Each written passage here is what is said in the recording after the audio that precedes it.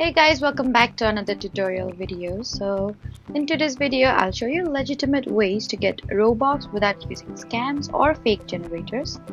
So first, remember that Roblox doesn't provide a universal website that generates unlimited free Robux. So instead, use legitimate methods available through Roblox itself. If you create experiences or other eligible content, then you may be able to earn Robux when other users purchase eligible items or interact with your creations. You can also participate in legitimate Roblox programs or promotions when they're officially available. And always check Roblox's official website or account announcements for current opportunities. And avoid website promising instant free Robux after you enter your username or complete endless surveys, because these can compromise your account or result in account restrictions.